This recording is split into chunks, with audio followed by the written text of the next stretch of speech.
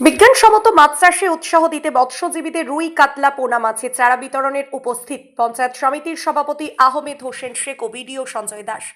বিজ্ঞানসম্মত মাছ চাষে উৎসাহ দিতে মন্তেশ্বর ব্লকের 207 জন মৎস্য চাষীদের হাতে প্রত্যেককে 20 কেজি করে মোট 4140 কেজি রুই কাতলা পোনা মাছের চারা তুলে দেওয়া হবে বলে জানা যায়। জল পরিষ্কার রাখার জন্য রুই কাতলা পোনা মাছের প্রত্যেক চাষিকে 20 কেজি করে চুনো দেওয়া হয়।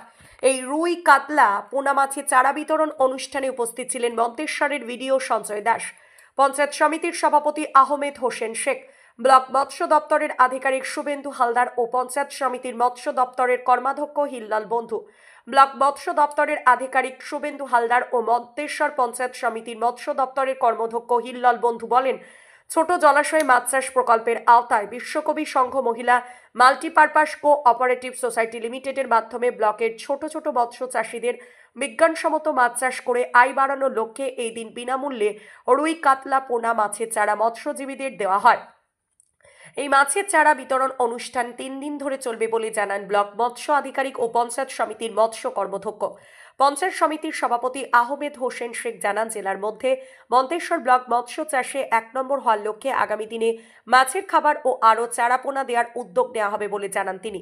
পোনা মাছের চারা দেওয়ার উদ্যোগে চাষিরা দারুণ খুশি।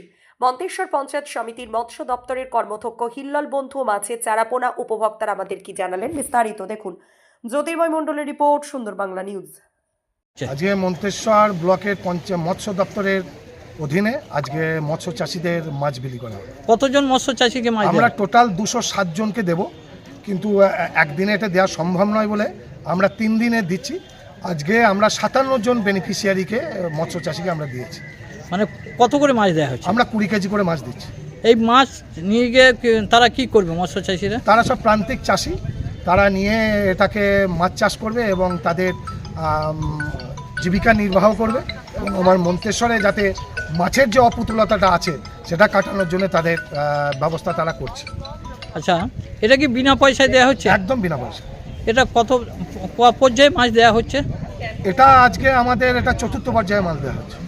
তা কি মাছ দিলেন? এটা একদম পুরো কাতলা এবং রুই, দেশি না একদম দেশি মাছ। তা এই মাছ কাদের সাহায্যে দেওয়া হচ্ছে? এটা একদম প্রান্তিক মন্তেশ্বর ব্লকের যারা ক্ষুদ্র চাষি, সেই চাষিদের স্বার্থেই তাদের জীবিকা নির্বাহ করার জন্য এবং আমাদের মন্তেশ্বর পঞ্চায়েত সমিতি বিডিওর অধীনে আমাদের যে পুকুরগুলো আছে, হ্যাঁ, সেই সব পুকুরে আমরা এই মাছগুলো বিলি করছি। যা কে কে উপস্থিত ছিলেন?